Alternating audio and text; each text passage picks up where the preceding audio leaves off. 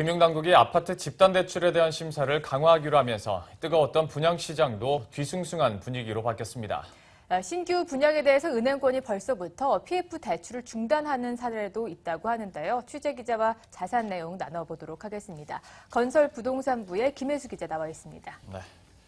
네, 먼저 김 기자, 이 금융당국이 건설사들의 아파트 집단대출의 관리를 좀 강화하기로 했다면서요? 네, 그렇습니다. 금융감독원은 지난달 28일 예. 우리은행과 농협은행을 시작으로 집단대출에 대한 심사와 리스크 관리에 들어갔습니다. 이는 최근 아파트 분양 시장이 과열돼 주택 공급을 조절할 필요가 있다는 판단에 따른 것인데요.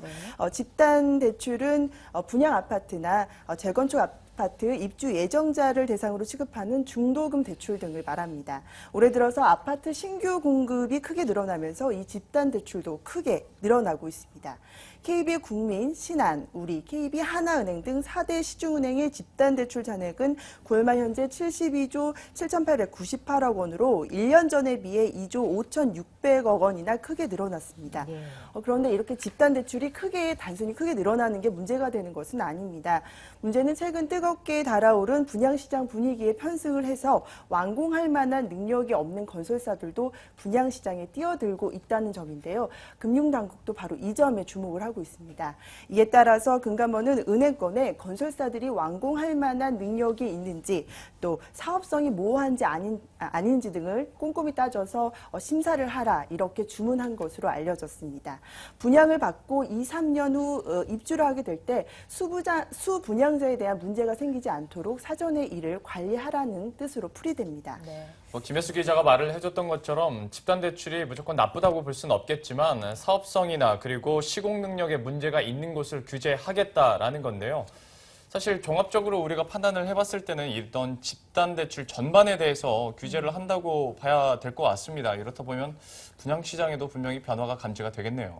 네, 그렇습니다. 지난 10월에 전국에서 신규로 분양된 아파트 분양 물량만 47,200여 건이 넘습니다. 이번 달은 지난달에 예정됐던 분양 물량이 2월 되면서 모두 10만 건의 분양 물량이 예정되어 있는데요.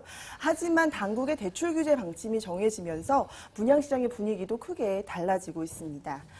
보통 건설사들은 아파트를 시공하게 될 때 토지 대금 등 초기 사업 자금을 은행권의 PF 대출로 조달하게 되는데요.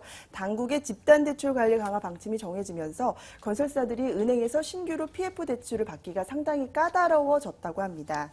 실제로 일부 건설사의 경우에 신규 사업장에 대한 PF 대출을 받으려다가 은행권에서 승인 거절을 받았다고 하고요. 집단 대출의 가상금리는 이미 올라가는 그런 추세라고 합니다. 건설사 관계자의 이야기 한번 들어보시겠습니다. 회사의 신인도나 재무 상태, 재무 능력, 상환 능력 떠나가지고, 네, 금융권에서 PF를 안 해줘요, 지금. 10월에 신청을 하거나, 아니면 기존에 신청했던 것 중에, 분양성이 조금 모호하거나 좀 불안해 보이면, 심사를 보류하고, 신규로는 안 받고, 네, 이 때문에 건설사들의 계획에도 차질을 빚게 됐는데요.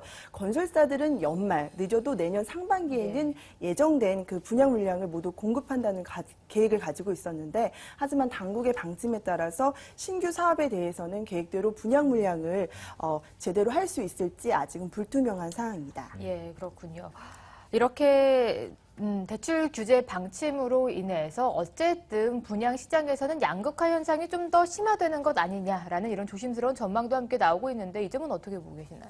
네, 올 한해는 특정 지역뿐만 아니라 전국적으로 분양 시장이 아주 호조세를 보였습니다. 그런 서울뿐만 아니라 부산, 광주, 대구 등에서도 청약 경쟁률이 수십 대 1, 또 수백 대 1에 이를 정도로 분양 열기가 정말 뜨거웠는데요. 건설사가 시공 능력과 재무 사항이 탄탄하다면은 문제가 없겠지만 그렇지 않은 경우가 좀 타격을 받을 것으로 보입니다. 특히 강남이나 위례 신도시 등 실수요자들은 물론 투자자들의 관심이 높은 곳은 이번 규제에 대한 타격이 그리 크지 않을 전망이지만 지방 중에서도 사업성이 불투명하고 건설사의 시공 능력이 부실한 경우에는 신규 분양을 하기가 상당히 어려워질 것으로 전문가들은 내다봤습니다.